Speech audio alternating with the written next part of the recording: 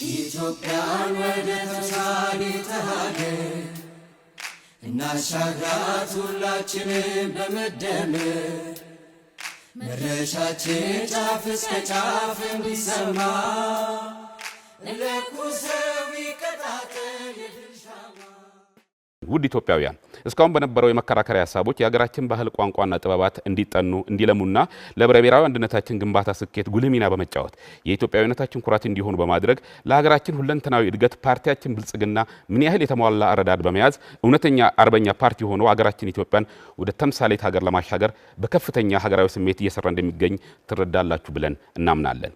ፓርቲያችን ብልጽግና ብዝሃ ቋንቋና ውብ ባህላችን ለሀገራችን ምንዳ እንጂ ዕዳ አይደሉም ብሎ ያምናል። ኪነ ጥበብም በሀገራችን ሁለንተናዊ ብሔራዊ መግባባት ለመፍጠርና የወል ትርክትን ለመገንባት የማይተካ ሚና እንዳለውም ፓርቲያችን በጽኑ ይገነዘባል።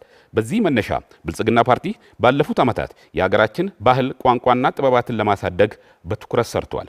በመጪው 5 ዓመታት ብንመረጥ እምቅ የባህል ቋንቋና ጥበባት አቅሞቻችንን የበለጠ በማጥናትና በመለየት እንዲለሙና እንዲጎለብቱ በማድረግ ለሁለንተናዊ ብልጽግና ለመጠቀም እንሰራለን። መላ ህዝባችን አስተባብረን ቋንቋና ጥበባት ለኢኮኖሚ ለማህበራዊና ፖለቲካዊ እድገት ያላቸውን እምቅ አቅም ለማውጣት የጀመርነውንም ስራ አጠናክረን የምንቀጥል ይሆናል።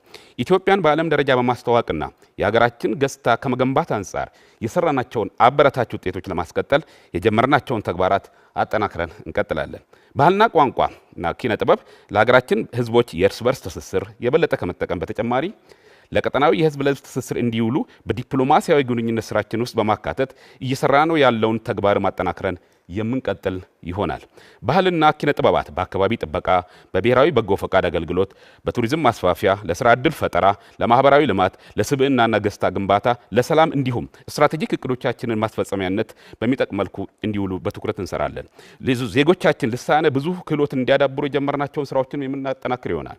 የሚዳሰሱና የማይዳሰሱ ባህላዊ ቅርሶቻችን የበለጠ ተጠንተውና ለምተው በዓለም አቀፍ ደረጃ እውቅና እንዲያገኙ የጀመርናቸውን ተግባራት አጠናክረን የምንቀጥል ይሆናል። አካታችነትና ተሳትፎን ከማረጋገጥ አንጻር ብሔራዊ መስማት የተሳናቸው ዜጎቻችን ተጠቃሚነትን ለማረጋገጥ የኢትዮጵያ የምልክት ቋንቋ ልማት ስትራቴጂን ትግበራን አጠናክረን እንቀጥላለን። ፓርቲያችን የባህል ቱሪዝም ማዕከላትን በመፍጠር የየአካባቢውን ባህልና ታሪክ የሚያሳዩ ሙዚየሞችንና የባህል ማዕከላትን እንዲቋቋሙ ያደርጋል። የቋንቋ ፖሊሲን ለማስፈጸም የተዘጋጀው የኢትዮጵያ ቋንቋ ፖሊሲ ፍኖተ ካርታ ሙሉ በሙሉ ተግባራዊ ለማድረግ በተለይም ተጨማሪ የፌዴራል የመንግስት ስራ ቋንቋዎች ለአገልግሎት እንዲበቁ እንሰራለን።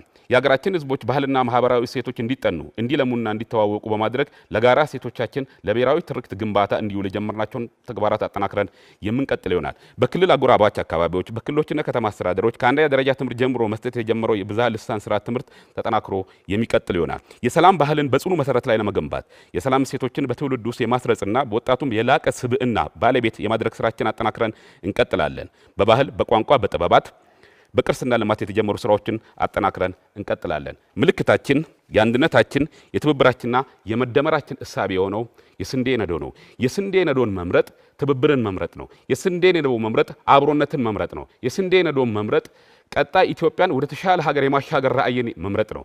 ስንዴ ነዶን ይምረጡ። ብልጽግናን በመምረጥ የተግባባች ኢትዮጵያ ልሳነ ብዝሃነትን የምታስተናግድ ኢትዮጵያን መምረጥ ነውና ምልክታችን የስንዴ ነዶ ነው። ብልጽግናን ይምረጡ። ኢትዮጵያን ወደ ተምሳሌት ሀገር እናሻግራት ሁላችንም በመደመር መድረሻችን ጫፍ እስከ ጫፍ እንዲሰማ ለኩሰ